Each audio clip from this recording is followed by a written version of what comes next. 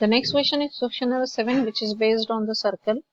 तो ये सर्कल का क्वेश्चन है. Two chords A B and C D intersect each other at point P. दो कॉर्ड्स हैं हमारे पास, एक ए बी और एक C D, both intersect each other at point P. In the case of chords, it's not necessary they passes through the center of the circle. Centre of the circle से जो cord जाता है, these are the diameters. तो ये diameter नहीं है, आपको कैसे भी फिगर में इस तरह से नहीं लोकेट करना है कि पी उसका मिड दिखाई दे. Prove that triangle APC is similar to triangle DPB. Simple question है, इसमें सर्कल के सेगमेंट की थ्योरम हम लोग लगाने वाले हैं. तो फर्स्ट पार्ट जो है, इसमें एक एंगल तो हमें वर्टिकली अपोजिट दिखाई दे रहा है. अगर आप इस तरह से कर भी रहे हैं तो कोई दिक्कत नहीं. सबसे पहले कि सेम सेगमेंट पे जो बनने वाले सर्कल ट्रायंगल एंगल होते हैं वो आपस में कैसे होते हैं, इक्वल. तो या सेम आर्क पे बनने वाले. तो हम यहाँ पे एक आर्क ले रहे हैं, BC आर्क, ये वाला आर्क है. तो इस BC आर्क पे दो ट्रायंगल बन रहे हैं, एक बन रहा है CAB और एक बन रहा है CDB.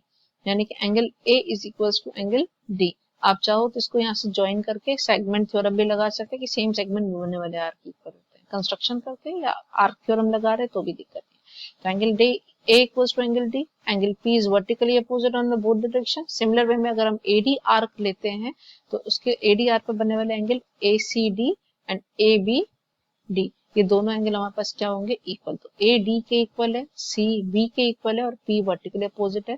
तो यहाँ पे एंगल एक्सियम सिमिलरिटी से दोनों क्या हो जाएंगे, आप दो से भी कर सकते हो, A सिमिलरिटी से भी कर सकते हैं. अब दोनों ट्रायंगल सिमिलर है तो साइड प्रोपोर्शन होगा. सेकंड रिजल्ट हमारा इसी से आ जाएगा. तो यहाँ पे आएगा AP upon PB equals to PC upon PD. ये आपके पास है, ठीक है.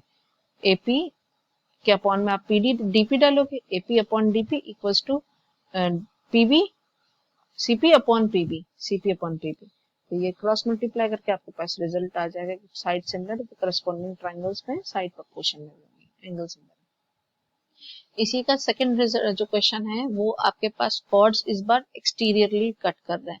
तो सर्कल में इस बार दो कॉर्ड आपको अगेन मेंशन है, लेकिन वो इस बार पिछले क्वेश्चन में इंटीरियर कट कर रहे थे, इस बार क्या है, एक्सटीरियर कट कर रहे थे. तो AB and CD are two chords.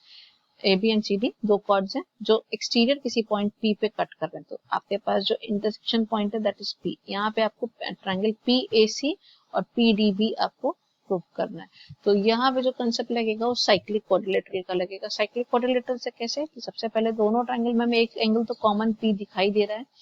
सबसे पहले हम बात करते हैं कि एंगल A और D ले लेते हैं. तो angle A plus angle D हम लोगों ने पढ़ा है कि उसका सम कितना आना चाहिए, 180 डिग्री. कौन सा, BDC और BAC, इन दोनों एंगल का सम कितना होगा, 180 डिग्री.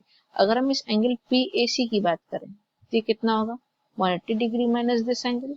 अगर मान लीजिए थोड़ी देर के लिए एंगल कितना है, x है, तो ये आपके पास जो प्रॉपर्टी से आया वो कितना है, 180 माइनस एक्स. और ये PAC क्या आएगा आपका, ये भी 180 माइनस एक्स आएगा. ये लीनियर पेयर से 180 माइनस एक्स आएगा और ये साइक्लिक क्वाड्रिलेटरल से 180 माइनस एक्स आएगा. तो PAC एंगल किसके बराबर आ जाएगा, BDC के बराबर. तो एंगल A जो होगा वो एंगल D के बराबर होगा. सिमिलर वे में C एंगल जो होगा B के इक्वल होगा. P दोनों में कॉमन है तो यहाँ भी एंगल सिमिलरिटी से दोनों ट्रायंगल सिमिलर हो जाएंगे, तो साइड प्रोपोर्शन हो जाएंगे. तो PA upon PD equals to PC upon PB. Cross multiply करके आपको ये वाला रिक्वायर्ड रिजल्ट मिल जाएगा.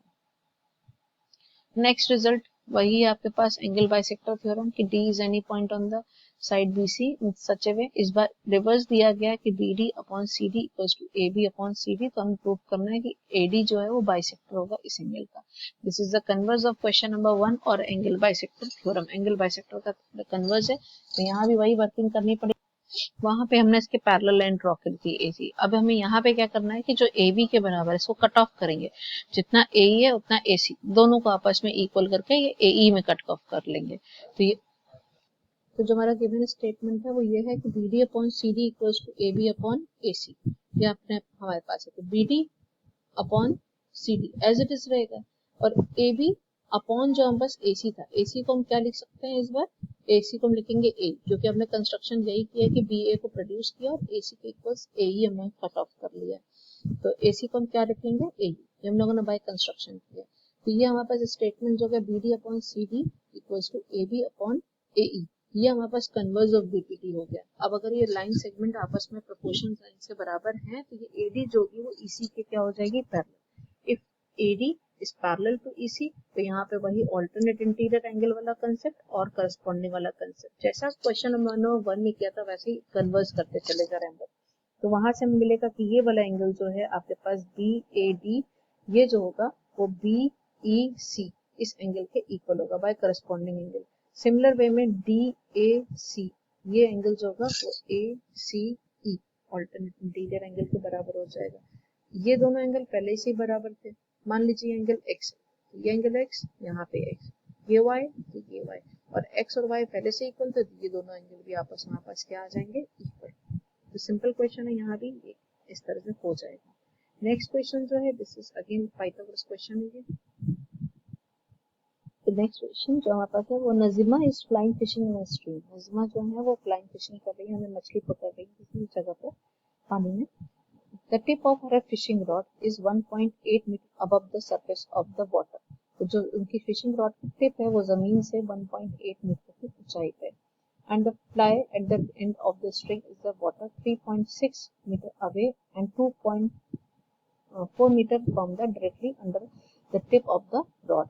ये क्या बताया गया है कि ये बताया गया है जो जहाँ पे बैठी हुई है तो टोटल डिस्टेंस उनका कितना है, 3.6। स्ट्रिंग रेस्ट जो है वो कहाँ से है, तो 3.6 मीटर है। तो 2.4 metre directly under the tip of the rod. Tip of the rod में कितनी बैठी है, 1.2, और रेस्ट 2.4 का है टिप ऑफ रॉड के बाहर, ये 2.4। अब बोला गया है how much string does she have, उसके पास कितने लंबी स्ट्रिंग है ये हमें ये बताना है। इसकी हाइट, तो ये सिंपल पाइथागोरस से हो जाएगी। ये हाइट 1.8 है और ये आपके पास 2.4 है, क्योंकि 2.4 का पानी के बाहर है स्ट्रिंग वाला पार्ट जो है। तो ये हमें स्ट्रिंग की लंबाई बतानी है कि स्ट्रिंग की लंबाई कितनी है, कितनी बाहर है। If she pulls the string at the rate of 5 centimeter per second, what will be the horizontal distance of the fly from the after 12 seconds? Distance बतानी है, अगर 12 सेकंड के बाद स्पीड खींचने की जो है 5 सेंटीमीटर पर सेकंड का हॉरिजॉन्टल डिस्टेंस हम उसके अकॉर्डिंग करना है।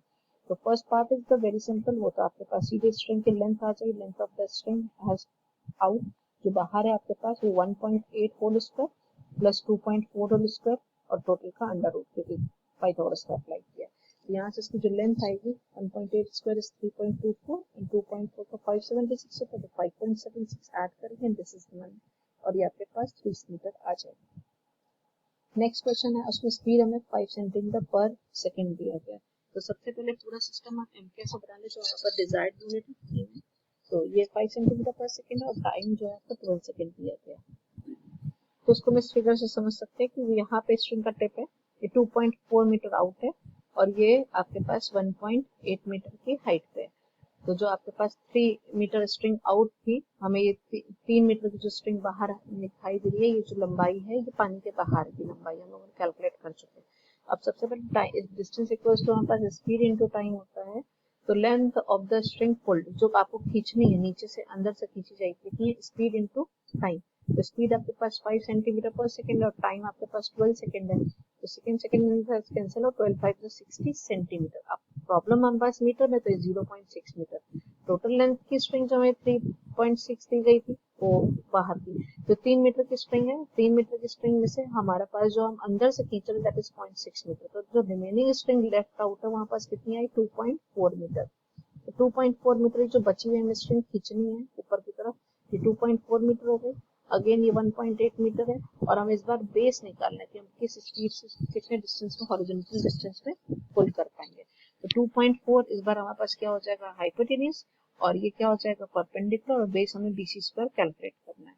तो ये इसको जब कैलकुलेट कर, this is should be 1.59 approx. तो जैसे ही 1.59 अप्रॉक्स आया तो हमें टोटल कितना हो जाएगा, जो 1.2 हम बाहर ऑलरेडी निकाला हुआ है हमने, तो 1.2 जो यहाँ पे बैठे हुए 1.2 और ये आपके पास ये डिस्टेंस आया 1.59, ये दोनों को प्लस करके हमारे पास आंसर आएगा 2.79। ये 2.79 मीटर आपके पास का फाइनल आंसर हो जाएगा।